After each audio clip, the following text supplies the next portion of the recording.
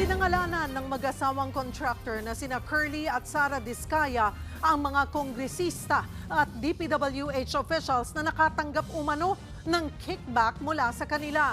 Dahil sa mga isiniwalat nila, handa raw ang mga Diskaya na maging state witnesses. Nasa frontline ng balitang yan, si Mayan Los Baños.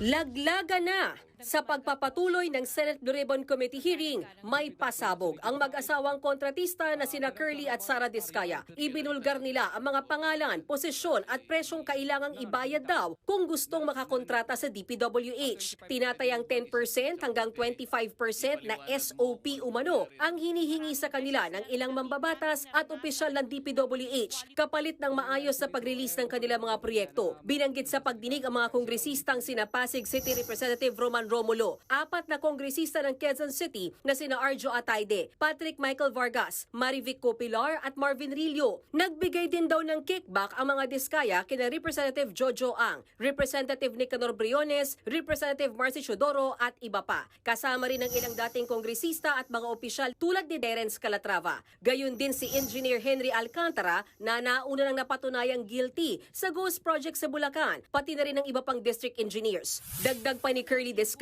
ginagamit daw ng ilang kongresista at DPWH officials ang pangalan ni Ako Bicol Party List Representative Zaldico at House Speaker Martin Romualdez tuwing humihingi sila ng komisyon. Ang sinasabi, buong 25% ng kickback ay ibinubulsa umano ni Nako at Romualdez. Hiwalay pa raw ang ibubulsa ng mismong kongresistang kausap ng mga Diskaya. Ang pinakamalaki raw na nabigay ng mag-asawa ay 30% ng kontrata para kay Congressman Romulo, na kilalang kaalyado ni Pasig City Mayor Vico Soto, na matatanda ang nakalaban nitong eleksyon ni Sara Diskaya. Kahit naman daw walang papel o resibo ang umano'y kickback, meron pa ring patunay ang mag-asawa. Medyo lang po yan sa office namin. Pero siyempre po, pag pinapirma po namin sila, hindi sila pipirma doon. Kumbaga, para matandaan lang po namin na nung panahon na to at araw na to, nagbigay kami ng ganitong halaga.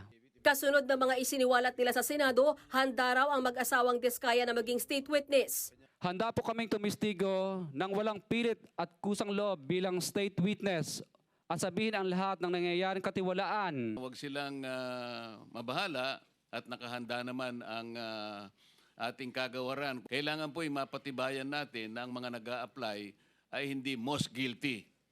Ibig sabihin, guilty ka, ngunit hindi ikaw ang pinaka-guilty. Pero kasabay ng tapang, meron ding takot, lalo't may mga nagrarally sa kanilang ari-arian. Kung meron mang bulletproof yung sasakyan ninyo na yung magaganda sasakyan, gamitin na ninyo.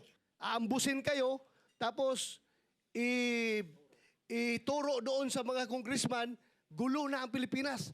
Baka magiging Indonesia tayo nito. Sabi naman ni Sara Diskaya, dati raw nilang nilabanan ang sistema. Pero sa halip na matigil ang katiwalian, lalo silang pinilit na sumama sa kalakaran. Hindi namin ginusto kailanman na mapasama sa ganitong sistema. Pero kailangan namin magpatuloy para sa pamilya at mga empleyado namin.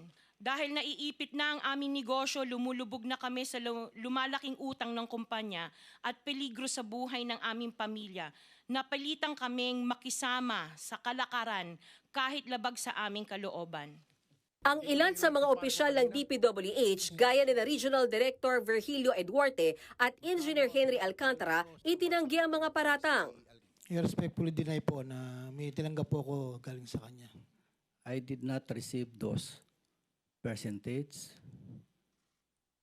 So, that's all, sir. Pero ayon kay Curly, ilang araw lang ang nakalipas, ibinalik pa raw ni Virgilio ang kanyang 25% plus parking fee.